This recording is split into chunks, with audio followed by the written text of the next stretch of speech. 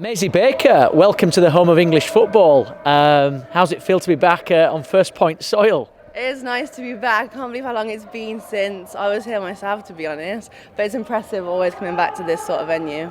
So do you remember the day that you were trial? I think it was at QPR when you did it. What the sort of feelings, the nerves, the whole experience? Yeah, it's always nerve-wracking, isn't it, when you're about to play any game of football? But when there's people come in from all around the world to watch, that is nerve-wracking. But yeah, I feel like you just want to get stuck back involved now. And was the USA education, the scholarship route, something always you wanted to go down? I knew it was always there in the back of my mind.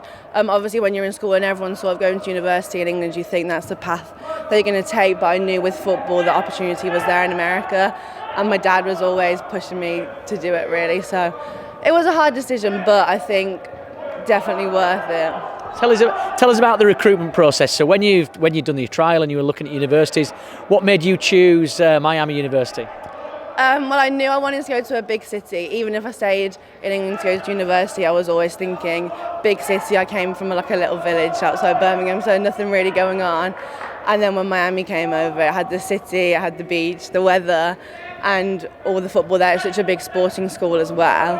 So I wanted that whole experience, really. And when we talk to young men and women about the experience and the facilities, we can never really illustrate the standard and the quality. What was it like? What were your 4 years like? Yeah, you can't explain it until you go and see it. It's so impressive. Like, it's like up there with like the Premier League teams here. When you take people and you walk them around, just like the physio rooms, the stadium and stuff, it is just top level. There's just so much money there and investment on the girls and the boys side. It's mental.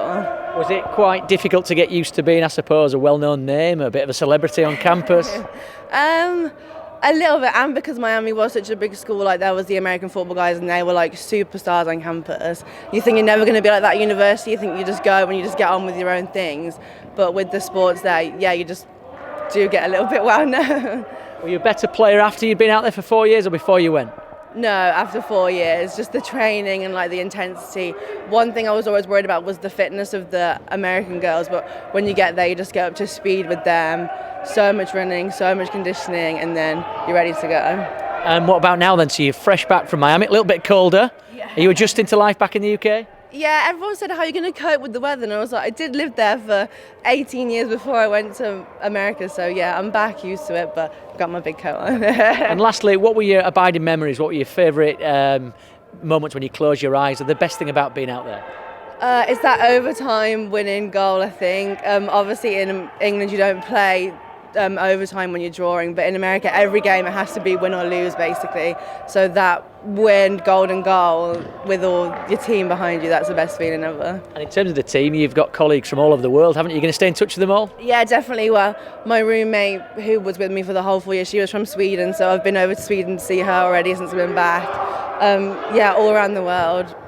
Amazing. Thanks for your time. And just a quick note about First Point. Could you have done it without them, I suppose? No, I don't think so. Honestly, when you're here, you don't know anything about the universities, anything about the system. Even when I got there, I was like, oh, but having First Point there to guide you through it, it's just a whole new world. You need someone to help you along and just tell you what the gist is, really.